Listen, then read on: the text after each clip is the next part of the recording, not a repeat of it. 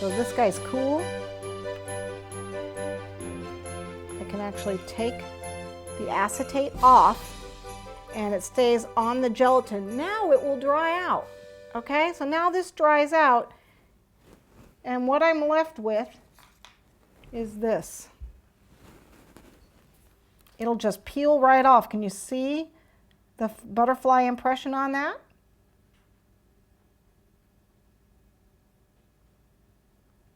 Okay, and then I can just cut that out. Look, and this just peels right off. As soon as it's dry, it'll peel off. You'll know. It'll feel like plastic.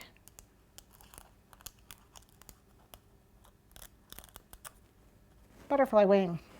Pretty, easy to do. Okay, and then this guy, he's attached, and I can bend it. So the wire, so now I have a petal, a flower petal. Okay, and I can put them all together and make a flower. Okay, so how did I do that? I took a little bit of tape, pull it to activate it.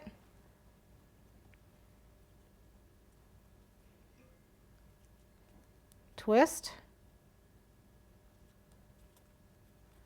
Okay, so I got a little tape on there.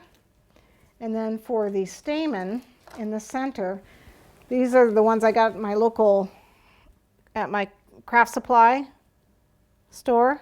I just folded them in half and wrapped them with a really, really thin wire. I think it's like a 30 gauge wire, really thin one. I just wrapped it so they would stay together. And I also wrap this. You got to press with the tape. Just press, press, press, press, press. Pressing with those fingers. I know I've had a lot of practice at this, but it's not hard. There are a bunch of videos on how to tape flowers and stuff, so you can use one of those. Then what I did was I actually took some piping gel and I actually painted all of these guys with some piping gel, right? And then I took some disco dust. Since this is wire, it's not going to be eaten.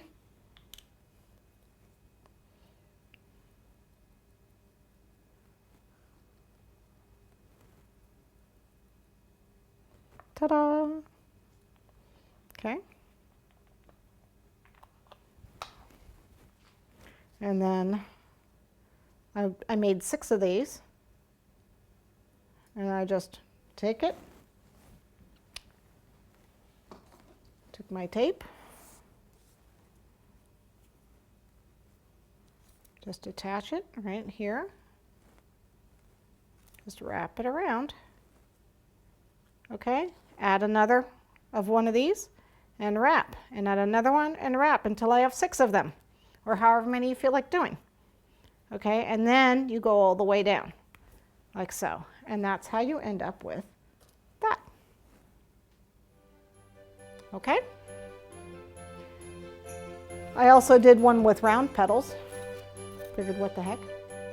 So I just cut out, I used one of my other shaped cutters like this and made round ones instead. No big deal. Same thing. Okay,